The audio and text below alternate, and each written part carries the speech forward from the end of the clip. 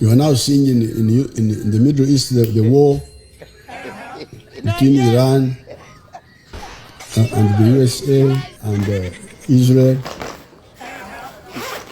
That is a warning to Africa. How can Africa be secure from all threats? By Wamma yoserize mbadde njagala kubeera mu wabuzibo na kuwa solution how Africa can survive that chaos eziri mu Middle East countries. Ekisooka just nkuwa ku magezi butya Africa ne Uganda okutwalira wamu butya bweyinza okwewala embeera eri mu Middle East egenda mu maaso era nga erumbibwa Western countries especially America. Nze ndeese solution era ndeese magezi era nzize ng'omuyi w'amagezi. Point esooka African countries oba Uganda mulina okutuula ne mulaba kiki kye mufaanaganya. What do you have in common with those like Middle East countries? Kiki kye mufaanaganya? Kiki kye mufaanaganya ekiyinza okuleetera America okubalumba oba okubakuba?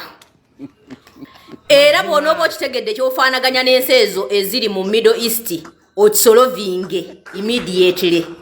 Awo ojja kuba owonye embeera eri mu Middle East okutuukako oba okutuuka mu ggwanga Uganda. Ekisooka kye mufaanaganya kwe kulwa mu buyinza, overstay in power. Longevity in power. That is the biggest problem eri mu Middle Eastern countries, like Middle East countries and Africa at large. Goloza lwaki obutabanguko obwo buli mu Middle East countries ne mu Africa. Goloza lwaki ngate bonna bajjako bakulembeze tunuulira Iraq, otunulire Iran, otunulire Afghanistan, otunulire like Syria, otunulire ensi ezo zonna eziri mu Middle East eziri mu mbeera eyo. Kiki kye mufaanaganya in common? As in what do you have in common? Kiki kye mufaanaganya kulwa mbuyinza? First of all okitegeera okulwa mbuyinza kuleeta ki? Kuleeta okukola ebikolobero around the globe, around the world. Teri muntu alwa mbuyinza n'atakola kikolobero, because the more you kola bikolobero the more you stay in power. Okitegedde ekyo kibaleetera okubakuba ne babajjako ensi zammwe ne bazikuba ne bazisaanyaawo. Ekyo kye kisooka. Ekyokubiri kye mulina okukolako nga mmwe African leaders and Uganda in particular. Mazima. Mugera ne musanga ensi nga ziri republic, nga ziri republican as in nga ziri democratically governed, ne mwagala muzifuule monarchy states. Okategedde jajja ne mwagala muzifuule monarchy states. Ekyo kibakubya era kijja bakubya era African countries mukyakubwa nnyo ne like ne Middle East countries zikyakubwa nnyo just because of that. Look at Iran, look at Syria, even Gaddafi. Ensi yali republican nayagala agifuule monarchy state. Nga kyoyagala okukola mu Uganda era ojja kukubwa, wadde okyewala okyeyogezaako nga atakyogerako naye ojja kukubwa. Oba okitegedde. Ekyokusatu kye mulina okukola okwewala embeera bwetyo, mulina okuleka bannansi ne baparticipatinga mu affairs of their country, ne mutabeera badikiteeta kwezza buyinza authoritarianism. Ekyo mulina okukikomya. Okitegeera kubanga bannansi gye bakoma obbakyawa bwe babazaalira emiwunyo okuva mu ezo ensi mu America. Kale okuva mu America okitegeera kubanga bannansi be bakabirira America ejje bayambe nga balemeddwa okudiringa nammwe. Okitegeera azini mulekerawo okutta abantu bammwe kubanga bannansi bamwe gye bakoma obbakyawa baddukira eri mu America okusaba obuyambi, ate America nekola ki? Neyekanga ng'eyingidde mu nsonga z'ensi zammwe. Okitegeera kubanga teri muntu alwa mbuyinza n'atatandika kutulugunya bannansi be. Tosobola kubeera mbuyinza myaka 4 nga bannansi bo bakwagala 100% tebakukyawangako. Ekyo kya bulimba. Okitegeera mulina okulekeraawo okutta bannansi bamwe okubeera mbuyinza, ne muleka obuyinza bukyuke from one family to another family, from one party to another party. That is called democracy, as in democracy mu Luzungu. Okitegedde jajja? Point eyokusatu. Point eyokuna okwewala ensonga ezo eziri mu Iraka okutuuka mu ggwanga Uganda muyina okukumba eddembe ly'abantu azini muyina okuwa abantu eddembe lyabwe kubanga Katonda yaligaba mwe muliwo okulikuuma. The more you fail to keep that human rights, it means it says protecting human rights and dignity bajja kuba attackinga kubanga baba bazze kutaasa bulamu bw'abantu.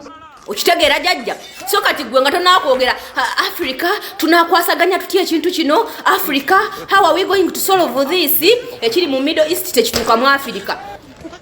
Jajja oyina okutuula wansi n'olaba biki by'ofaanaganya n'ezo ensi ze balumba biki bye mufaanaganya biki bye muyina ebifaanagana ebiyinza okuleetera okukulumba era biki ebyalumbiza bali naawe byokola kati bw'oba byokola n'obistopinga ne bikomawo tojja kulumbibwa era tojja kukubwa era tojja kugibwa naawo. Kitegeera jajja ekirala jajja ekirala oyina okuleka obuyinza n'obuwaayo mu mirembe. Awo America terina kyejja kukola era Western countries tezigenda kuinvolvinga mu nsi yo. Leka obuyinza buberewo mu birembe, leka bannansi baparticipating democratically balonde omukulembeze gwe baagala in peaceful way. Awo tojja kulumbibwa kubanga Iran saawa zino yaleyina president oyo omusajja gwe base simanya yani ne bakola ki n'awamba obuyinza n'abwezza n'afuuka kabaka by force. Omukulembeze w'ensi eyo nga ye bamuyita na supreme leader asukulumye ku balala. Ensi yali democratically n'agifuula monarchy. Nga kyoyagala okukola mu Uganda ekyo kijja kukubya. Ekyo kijja kukubya kuba tosobola kusanga nsi ngeri democratically governed ate n'oyagala ogifuule monarchy. Ekyo kyo mu America ajja kukuba kyo mu mateeka aba alina okukuba. Okitegeera n'ekirala muba temuyina kulwa mu buyinza. Okitegeera ekyo kikubya kubanga gyokoma okulwa mu buyinza kitegeera gyokoma okola ebikolobero. Teri muntu alwa mu buyinza nga takoze ebikolobero ate gyokoma okola ebikolobero kitegeeza n'okubwa. Okitegeera jajja n'okubwa. Kati so muyina okutuula ng'abakulembeze ba Africa muyina okutuula nga gwe omukulembeze w'eggwanga Uganda n'olaba ekikubya bali kyeki nange nkikola omekinge sure nti okivaako toddamu kikola. Okitegeera jajja ndowooza amagezi gange ogategedde bulungi jajja naye bino eby'okwebuzaabuza okwefuula nti ekikubya bali tokimanyi. Era muyina kusooka kutuula kwegamba kinoonyaako bunyoonya kinoonyerezaako temukimanyi okukuba kwebuzaabuza jajja. Jajja nze wembadde nteesa ate amagezi gange jajja wandibadde ogatwala. Jajja amagezi gange wandibadde ogatwala naye bw'ona olemerako nga toyagala kutwala amagezi jajja ojja kubwa. Jajja ojja kubwa si mu bubi ojja kubwa. Era golooza lwaki jajja ensi eziri mu Middle East zina bye zifaanaganya bingi nnyo n'amawanga ga Africa. Muli so greedy muli bayaaye mwagala obuyinza okusinga ekintu ekirala kyonna naye nga mwagala okwefuula nti muli democratic. Okitegeera you are pretenders so mujja kubwa. Gwe byolaba byonna byofaanaganya n'abasajja abo that is the only solution you can survive what is happening in Middle East countries. Ekiri eyo okukiyimiriza kukola ebyo byenkugambye kuba byebikubya bali era wootuula ne weetegereza jajja byebikubya bali. Okitegeera kati bw'oba obikola oli waddembe okweddako okumakinga sure nti ensi ziri tezikwata kingera tezikulumba. Kansubire nti amagezi gange jajja gategeerekese.